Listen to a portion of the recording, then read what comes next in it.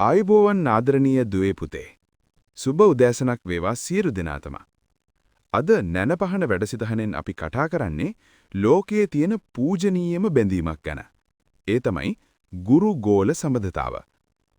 අපි හැමෝම දන්නවා අකුරු උගන්වන කෙනා ගුරුවරයා කියලා. හැබැයි ඇත්තටම ගුරුකම කියන්නේ අකුරු වලින් එහා ගිය මහා බැඳීමක්. බුදුදහමේ සිංහාලෝවාද සූත්‍රයේ බුදුරජාණන් වහන්සේ දේශනා කරනවා ගුරුවරයා අයත් වෙන්නේ දකුණු දිසාවට south direction කියලා. ඇයි දන්නවද? දකුණු අත කියන්නේ අපි වැඩ කරන ශක්තිමත් අත. ගුරුවරයා කියන්නේ ශිෂ්‍යයාගේ ජීවිතය ශක්තිමත් කරන කෙනා. බුදුරජාණන් වහන්සේ පෙන්වා දුන්නා ගුරුවරයෙකුට සලකන්න ඕන විදි 5ක්. දැකපු ගමන් හුනස්නෙන් නැගිටීම, ඒ කියන්නේ ගෞරව කිරීම, උවටැන් කිරීම, ඒ කියන්නේ උදව් කිරීම, හොඳින් සවන් දීම, ඒ කියන්නේ පෞද්ගලිකව අපෝපස්ථාන කිරීම, ශිල්ප ශාස්ත්‍රය හොඳින් ඉගෙන ගැනීම. මේ දේවල් කළාම ගුරුවරයා තමන්ගේ ශිෂ්‍යයාට ආරක්ෂාවත් දැනුමත් ලබා දෙනවා.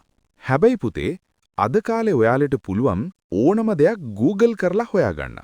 සමහර විට ගුරුවරයා උගන්වන දේට වඩා අලුත් දේවල් අන්තර්ජාලයේ තේන්න පුළුවන්. එතකොට කෙනෙක්ට හිතන්න පුළුවන් අපිට ගුරුවරුයි අපිට ඉන්ටර්නෙට් එක තියෙනවනේ කියලා. අන්න එතනයි අපි වරද්ද ගන්නෙ. අන්තර්ජාලයට පුළුවන් ඔයාලට තොරතුරු දෙන්න විතරයි. හැබැයි ඒ තොරතුරු පාවිච්චි කරලා හොඳ මිනිස්සෙක් වෙන්නේ කොහොමද කියන ප්‍රඥාව දෙන්න පුළුවන් ගුරුවරයෙකුට විතරයි. උදාහරණයක්, ක්‍රිකට් ගහන හැටි YouTube එකෙන් බලාගෙන ඉගෙන ගන්න පුළුවන්.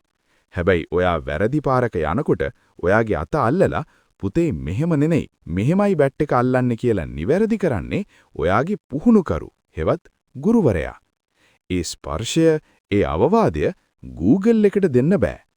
ඉතින් ආදරණීය දුවේ පුතේ, නූතන ලෝකයේ දියුණු වෙන ගමන් මේ දේවල් මතක තියාගන්න. ගෞරවය හදවතින්ම දෙන්න.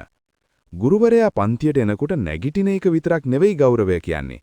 ගුරුවරයා උගන්වන වෙලාවට වෙන වැඩ නොකර හොඳින් අහගෙන ඉන්න එක තමයි ලොකුම ගෞරවය. තාක්ෂණය මෙවලමක් කරගන්න. ගුරුවරයා එක්ක තර්ක කරන්න තාක්ෂණය පාවිච්චි කරන්න එපා. ගුරුවරයා දෙන දැනුම තව වැඩි දියුණු කරගන්න තාක්ෂණය පාවිච්චි කරන්න. කෘතඥ දන්න. අද සමාජයේ ගුරුවරුන්ම විහිළුවට ගන්න අවස්ථා අපි දකිනවා. මීම්ස්, TikTok, ඒකෙන් වෙන්නේ ඔයාගේ පෞරුෂය පහළ වැටෙන එක.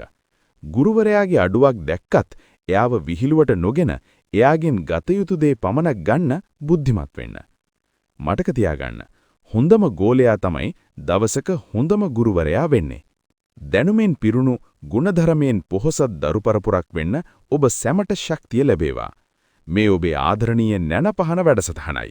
සුබ දවසක්.